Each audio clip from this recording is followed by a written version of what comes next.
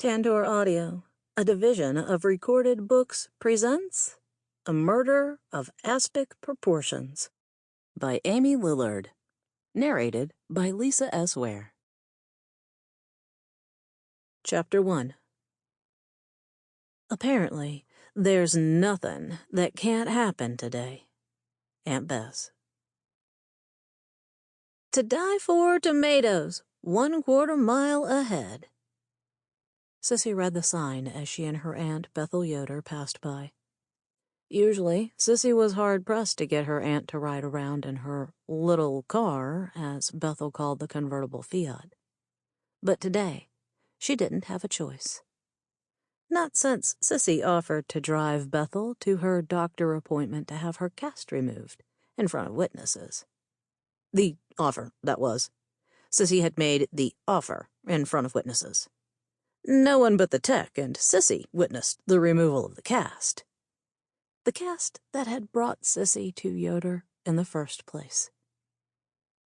And if she wanted that cast off, what could Bethel do but hang on to her prayer cap and frown at Sissy as they zoomed along? Though Sissy's parents had left the Amish and moved to Oklahoma before Sissy was born, the rest of the family had remained in Kansas and kept to the plain lifestyle, Bethel and her family being some of the ones who remained. "That's a bold statement to make," Sissy continued. Her aunt shot her a look, which happened a lot, though Sissy had a difficult time figuring out what some of the looks meant. It might be that Sissy was bothering her aunt by chattering on, or that Bethel had to go to the bathroom. These looks could go either way. "I don't know about bold, but I'd say 1/4 mile is understating it a bit." "I was talking about the to die for part," Sissy clarified. Honestly, her aunt could be so literal. "They are pretty tasty." "To die for tasty?" Sissy pressed. "Maybe." Perhaps the biggest compliment she had ever heard her aunt deliver. Sissy had decided that since she and Bethel were already going to be away from the cafe today, it was the perfect time to check out the local tomato crop. Now that the cast had been removed, they were on their way to the Summers tomato farm, the pride of Yoder, Kansas, owned and operated by Walt Summers, most hated man in the area. Or at least that's what her cousin Lizzie had told her. But Bethel's daughter hadn't had time to finish the juicy tidbit before Bethel herself shushed Lizzie for gossiping. Honestly, poor Lizzie was trapped in the house, spending most of her time in one bedroom, on bed rest, as she awaited the birth of her boy-girl twins. What else did the sweet but bored mom-to-be have to do but gossip? Still, when Bethel spoke, most everyone in her vicinity listened. She just had that way about her. "If they're as good as everyone says they are, then we're going to have a great summer at the cafe." Sissy smiled, pleased with her plan. The Sunflower Café was one of the 5 places to eat in Yoder, including the Carriage House restaurant, the Bull in Your Eye diner, the deli at the Yoder Meat Market, and home. Sissy supposed it was more accurate to say that the cafe was the real reason that she had made the temporary move from Tulsa to Yoder, Kansas, so she could help. When Bethel had broken her leg and Lizzie had been prescribed immediate bed rest, it was Sissy to the rescue. Of course, it didn't hurt that she had just caught her boyfriend cheating, and he just happened to be her roommate's brother, and... sigh. Some things were better left in the past. Sissy pulled her shiny red convertible into the gravel drive. The large white sign next to the road declared that she had indeed arrived at the correct place, but it seemed deserted. "Not many people around for the best tomatoes in 3 counties," she commented as she cut the engine. Bethel removed her hand from the top of her head, where it had been holding her prayer covering to keep it from blowing away in the wind, and harumphed, her favorite vocalization, Sissy was certain. She made another disapproving noise in the back of her throat. I don't know why we're even here. Sissy got out of the car, and Bethel grudgingly followed suit. Her aunt was nothing if not testy, but the woman worked so hard every day. Sissy had determined that her grouchy attitude was merely one of focus and determination. At least, that's what she wanted it to be. See, in the weeks that she had been in Kansas, Sissy had reluctantly grown fond of her aunt, and she didn't want the woman to be as unhappy as she appeared. She couldn't be, Sissy decided. Not with a thriving business, 2 new grandbabies on the way, and a solid, white 2-story on the edge of Yoder. Focus and determination, that was all. From the back seat, Duke, her precious Yorkie, barked as if to say, "Don't forget me!" Sissy turned back to the car and retrieved the dog who had been usurped from the coveted front seat position since Bethel was traveling with them.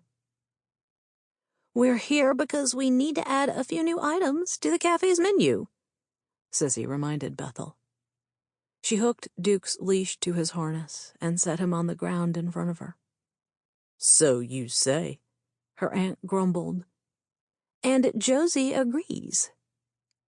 Though Sissy still wasn't 100% sure of Josie's on-the-levelness, she and the cafe's main cook had grown into a kind of uneasy truce these days. Sissy supposed Josie was just as skeptical of her as she was of the cook. But they had teamed up to broaden the menu while adding a few healthier choices for the diners. The idea had come to Sissy a few weeks ago when she was talking to town legend Howard Yoder. Howard was a disabled Vietnam vet who rode around town on a purple jazzy scooter and conked people with his cane if they didn't move out of his way fast enough. Howard had recently stopped eating at the Sunflower Café because Bethel had stopped serving chili dogs. He had lamented the fact to Sissy, saying that her aunt had gotten on a health kick and taken his favorite lunch item off the menu. In truth, Bethel was unhappy with the changes the meat company she used had made in the hot dogs themselves, and decided they weren't worth the hassle. But the seed had been planted for Sissy, and since the tomatoes were red, ripe, and delicious, it seemed the perfect place to start. "We can make caprese salad, tomato aspic, bruschetta." Sissy ticked off the new dishes, one by one on her fingers. "I don't even know what those are," Bethel groaned. She shut the car door and looked around. Her mouth turned down at the corners in her signature frown. Where is everybody? For a place that sold to die for tomatoes, it certainly was dead. Pun completely intended. "I don't know," Sissy replied. It was better to acknowledge the question, which wouldn't bring a whole host of queries about tomato dishes, and just focus on the lack of workers at the tomato farm. "He doesn't work on the honor system, does he?" Several of the Amish houses had little shops out front and sold everything from home canned goods to tasty baked items. Some left a box or a jar for the customers to put money in if there was no one around to help them. But this didn't look like the same sort of setup. And Walt Summers, owner of the Summers Tomato Farm, was not Amish. Not that I've heard. Bethel walked toward the wooden stand where several baskets of tomatoes sat, just waiting to be sold. As she lumbered along, Sissy noticed that she limped a bit, no doubt the muscles in her recently decasted leg getting used to working once again, without their fiberglass support. Sissy never had found out how Bethel broke her leg, though she had heard many wild variations of the story. So many that she wasn't sure if anyone other than Bethel herself knew the truth. Sissy glanced toward the house, but there was no fluttering at a window or any movement to make her think someone was inside watching and waiting for customers, as sometimes was the case. "He's around here somewhere." Sissy wished she had the same confidence she heard in Bethel's voice. And she never thought that this idea would ever cross her mind. But a deserted tomato farm was a bit eerie. Maybe he's in the growing shed.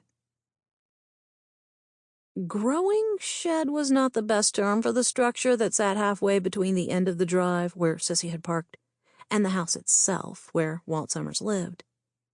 The shed was a four-sided building with walls formed of a light filtering mesh. The top was made of screening, no doubt to keep out the bugs and other vermin, and still allow more than enough of the Kansas sun to come through. And even though all 5 sides were covered, she could see enough to know that no one was inside.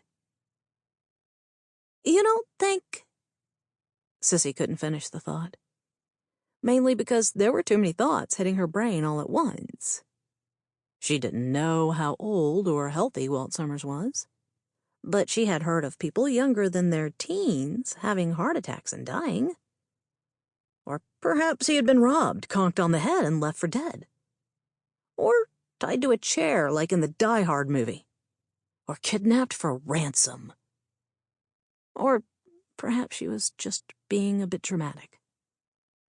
Bethel started toward the entrance of the growing shed, a modified screen door covered in the same light-filtering mesh as everything else. "Be careful," she told her aunt. "There's a lot of standing water around here." Ripple upon ripple of water seeped from under the walls of the growing shed and reached out in all directions. The wetness spread even farther the longer they stood there. Duke happily started through one of the patches of water until Sissy scooped him up in her arms. In addition to not wanting wet, muddy feet in the back of her car, she couldn't be certain how deep the puddles were, and Duke, for all of his fierceness, was a very tiny dog. "Sissy," Bethel called. Her aunt stood, 1 foot inside the growing shed and 1 foot out, the screen door propped open on one ample hip. "Is he in there?" Sissy asked, but she could tell from the sound of her aunt's voice that something was wrong. She minced her way through the puddles, which seemed to be getting deeper, and lamented that she had picked today, of all days, to wear her new white canvas shoes. "He's in here," Bethel replied. Sissy pushed past her aunt but stopped after taking 1 giant step into the growing shed. From the inside, the place looked even larger and even more impressive. Given any other time and any other day, Sissy would have stopped in that same position in awe. She could almost imagine what the place should have looked like. Rows upon rows of beautiful tomato plants propped up lovingly with wooden stakes and pieces of twine. Marigolds planted painstakingly in short rows between the cash crop, no doubt there to keep the insects away from the fruit-bearing plants. It was a trick her mother swore by. Buckets of Walt's own special blend of fertilizer sat along the perimeter, stacked 3 high. They looked like the buckets the pickles came in for the cafe, but these were blue, with the logo consisting of a fat tomato intertwined with the SF of Summers Farm. That's what it should have looked like, but not today. Oh, the blue buckets of not pickles and the marigolds were in place. Even a few of the stakes had been left in the ground, pieces of twine dangling like forlorn windsocks from where they had been tied. But the tomato plants themselves were missing. Pile after pile of dark, rich soil sat upturned in what had once been neat rows. Whoever had done this had grabbed all the plants and ripped them out of the ground, roots and all. A few tomatoes, both red and green, lay scattered about, most trampled, no doubt, by the boot heel of the plant burglar. The ground under their feet was soggy, and a garden hose continued to leak water onto the churned-up earth. nearly drowning the bright yellow marigolds. By all appearances, it looked as if the crop had been ripped up and carted away while someone was watering the plants. And that someone was lying face down in front of the high-topped wooden planting table that sat in one corner, stacked with supplies necessary for the growing side of the business. Starter trays, small pots, and stakes, along with twine and other gardening equipment. "Is that—" Sissy started.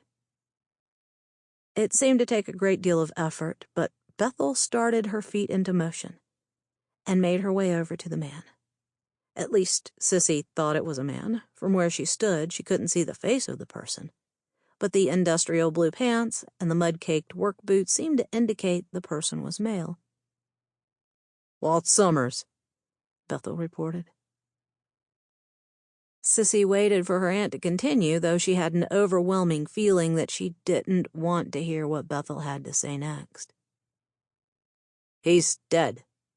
"He can't be dead," Sissy protested. "Well, he is." Why was this happening again? "Are you sure?" Sissy inched closer. She didn't want to be closer, but she felt pulled toward the prone figure. "Come see for yourself." That was probably the last thing she wanted to do. And yet she found herself standing next to her aunt, looking down into the vacant eyes of Walt Summers. Well, His head was turned to the side, one arm under him, the other stretched wide. In his hand he clutched a pink piece of paper that looked like an invoice. Sissy could barely make out the letters PIP in bold across the top. He was lying on the garden hose, which gushed water out and around him. The ground had been turned into a muddy, soupy mess. "He wasn't stabbed," Sissy whispered in awe. But even as she said the words, she knew that not all dead people were stabbed. Somehow, though, that's exactly what she had been expecting. Yet just because he was dead didn't mean that he had been murdered. He could have had a stroke, or a heart attack, or— "Looks like someone conked him on the head." Bethel gestured toward him. "I think you're right." Details started to rise through the fog of shock at finding the tomato farmer dead. Blood had trickled from the ear they could see, and a lump the size of a goose egg had begun to take shape in his thinning gray hair. A baseball cap advertising Yoder Sod and Feed lay off to one side. It was splattered with blood, making her think that perhaps he had been wearing it when he had been attacked. A shovel rested on the ground a few feet away as if it had been tossed there by a careless hand. Duke barked and squirmed to get down. Until that moment, Sissy hadn't realized that she had been tightly clutching the poor pooch to her chest. "Shush," she told him, but kissed him on the top of his tiny head. "You have to stay with me." He barked in response. Bethel shook her head at the two of them and turned her attention back to the scene at their feet. Whoever did this must have taken the tomato plants. It was only logical. "Do you suppose they hit him to knock him out so they could take the plants and accidentally killed him in the process?" Bethel grumped. "How am I supposed to know?" "We should turn off the water," Sissy said. "We should call the police," Bethel countered. "The police!" Her aunt was right. The police needed to be there. Sissy hadn't thought about that. Honestly, finding another dead body in such a short period of time had her head a bit muddled. "I should call 911. "Yeah." Bethel shot her a pointed look. "Oh." Sissy shuffled Duke from her right arm to her left and felt her pocket. Keys, but no phone. "I must have left it in the car." "Then go get it." Bethel's patience was beginning to run thin. "Right," Sissy said. She started backing out of the growing shed as if she couldn't turn away from the body or something. It didn't matter. She couldn't just ignore its presence. Another dead body, and another possible murder. A farm of tomatoes vandalized and most likely destroyed. It seemed Walt Summers' tomatoes really were to die for. As Sissy and Duke backed out of the growing shed, Bethel tisked, and Sissy thought she heard her say, "What's this town coming to?" Chapter 2. Never argue with a goof. People passing by won't know which one is which. Aunt Bess. Sissy called the emergency number, and Bethel turned off the water. Now all they had to do was wait for the deputy to show up. Surely a dead man at a tomato farm trumped traffic tickets and bar fights? Not that there were many bar fights in Yoder. There weren't many bars, come to think of it. And it was just afternoon, a fact Sissy's stomach reminded her of with an empty growl. She should have swung by a McDonald's or something while they were in Hutchinson. As it was, they would be lucky to get out of here before dark. Still, she couldn't help reminding herself that her problems were nothing compared to those of Walt Summers. "Is he married?" Sissy asked, with a small nod toward the growing shed. She and Bethel had moved back into the yard to wait for the police, since she couldn't have Duke ruining a crime scene on top of running around in the mud and getting filthy. She was still holding him close. Now her arms were beginning to grow tired from carrying him around. He didn't weigh much at all, but it was enough that, after a while, she could feel the extra strain. "Walt?" Bethel asked. "Yeah?" Sissy looked back to the house. "Should we see if his wife is home?" How strange would that be, to knock on her door and have her answer, not knowing that her husband had just been killed some time before. Bethel shrugged. "I suppose." Together they started toward the back door. "Should we go to the front?" Sissy asked. Her footsteps were slowing of their own accord. Honestly, she didn't actually tell her feet to slow down, but it was happening all the same. The last thing she wanted to do was tell a stranger that her husband was dead. Or tell anyone that anyone was dead, for that matter. "Bah," Bethel said. Sissy took that as a no. "You knock." She held back and waited for her aunt to climb the small stoop that led to the back entrance, with its glass and screened storm door. Just 2 layers between them and telling a woman her husband was gone. Bethel knocked on the door loud enough to wake Walt himself, but no one came to the summons. Sissy took a step back and looked toward the windows. The house was still eerily quiet. Sissy didn't know if Walt and his wife had a pet, but if they had a dog, he surely would have started barking at the commotion they were making outside. Then again, he might be used to people coming and going at all times, seeing as how this was their place of business as well as their residence. The truth of it was she didn't want Walt Summers' wife to be home. She didn't know the woman, and she surely didn't want to tell her that the police were on their way. Yet there was no getting around the consideration aspect of the situation. If the wife was in the house, then she surely should be notified the police were coming before Earl Barry just showed up on her doorstep. Then another, more horrible thought seared through Sissy's imagination. What if she's dead too? For the first time since Sissy had met her, Bethel Yoder appeared shaken. Her aunt took a step back from the door, as if standing too close to it would somehow bring a bad omen onto herself.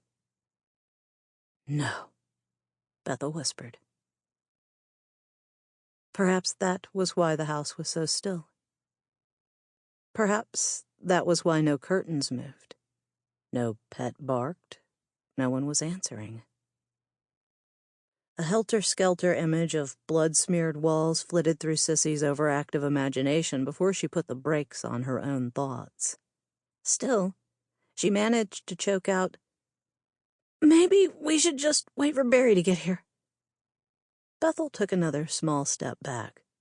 "Yeah." "She's not home." Sissy and Bethel whirled around as a man came striding up from the house next door. "That's Weaver Justice," Bethel said. The name sounded vaguely familiar, but in a town the size of Yoder, it wasn't hard to meet everyone in a short period of time. Seeing as how Sissy worked in the cafe, she saw most of the citizens of Yoder on a weekly basis, if not more often. Though she hadn't been there long enough to remember everyone's name just yet. "I thought your uncle lived next door," Sissy replied. "He's my nephew," Bethel explained. "He's not much younger than me, but he's my brother's son." Such was the way with Amish families. They tended to be large, larger than average, as the Amish believed in God's will. If it was God's will that they had a child, then they had a child. They didn't take birth control and didn't try to stop the natural order of life. They accepted what gifts God gave them. And since most married young and started having children right away, it was fairly common to have aunts and uncles near the same age as nieces and nephews. "So he doesn't live there?" Sissy pointed to the house to the west of the tomato farm. Bethel jerked a thumb over one shoulder. "He lives on the other side." One look, and Sissy could tell that this man was not Amish. It was just another reason why she questioned where Amos Yoder and his family lived. They had come to supper a couple of Fridays since she had been in Yoder. That was when Bethel held a family dinner at her house. It was open invitation potluck, and no one knew who was going to show up and what they would bring to eat. As far as Sissy was concerned, it was always a great time. Duke barked and growled as Weaver grew closer to them. Sissy shushed the dog. He hadn't taken to many people here in Yoder. Her Aunt Bethel, her cousin Lizzie, and the reporter Gavin Wainwright were among the exceptions. And he was vocal in his displeasure, though Sissy had never seen him act on those feelings. "Where is she?" Bethel asked. Weaver stopped when he got close. He eyed Duke with a wariness that was almost laughable. The dog talked a big game, but Duke weighed only 3¼ pounds soaking wet. "Mary Ann's gone to Wichita to visit her mama." Bethel nodded, and Sissy got the idea that perhaps Mary Ann Summers going to Wichita to visit her mama was a regular occurrence. "Is Walt not in the growing shed?" Weaver asked. Duke started to growl again, and Sissy shushed him once more. "He's in the shed, all right," she replied. "He's dead," Bethel said, without preamble. The agonizing look of horror washed over Weaver Justice's expression with such force that Sissy was afraid the man might pass out. "What?" His voice trembled, and he shook his head. "What are you talking about? Dead?" "Dead," Bethel repeated. He continued to shake his head. No, I just saw him." Sissy half expected Bethel to say that one thing had nothing to do with the other, but for once her undiplomatic aunt kept her mouth shut. This morning we were talking about the weather. He was telling me what a fine day it was going to be." Sissy glanced back at the growing shed. She couldn't see him from where she was, but she knew Walt Summers was still lying there in the mud, one eye staring blankly at nothing. She wondered how he felt about the weather now. The crunch of tires against gravel met her ears. Sissy turned just as her aunt said, "And that would be the chief. Sissy managed to contain her smile at her aunt's words. Even in such a somber time, her aunt was... Sample complete. Ready to continue?